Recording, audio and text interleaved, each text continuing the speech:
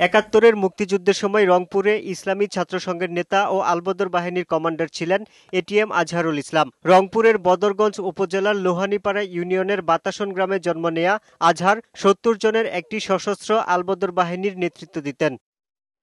দেশ স্বাধীন হবার পর পালিয়ে যান কুখ্যাত রাজাকার আজহার। ৭৫-এ বঙ্গবন্ধুকে সপরিবারে হত্যার পর জেনারেল জিয়ার সেনা শাসনের সময় দেশে ফিরে বোল পাল্টে ফেলেন এই আলবদর নেতা। ১৯৯৬ সালে জাতীয় সংসদ নির্বাচনে অংশ নিয়ে তিনি রংপুর ২ আসনে বিজয়ী হন।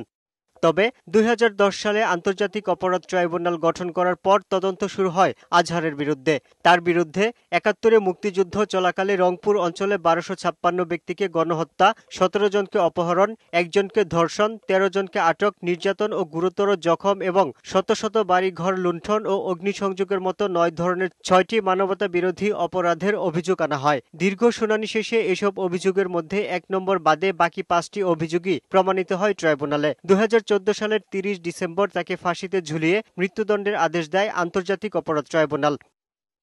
২০১৫ সালের ২৮ জানুয়ারি ১১৩ যুক্তিতে আজহারকে নির্দোষ দাবি করে খালাস চেয়ে আপিল করেন তার আইনজীবীরা। চলতি বছরের ১৮ জুন আপিলের উপর শুনানি হয়। ১ জুলাই থেকে যুক্তিতর্ক উপস্থাপন শুরু হয়। আপিল শুনানি শেষে গত ১০ জুলাই প্রধান বিচারপতি সৈয়দ মাহমুদ হোসেনের নেতৃত্বে ৪ সদস্যের আপিল বেঞ্চ মামলাটির রায় ঘোষণার জন্য অপেক্ষমাণ রাখেন।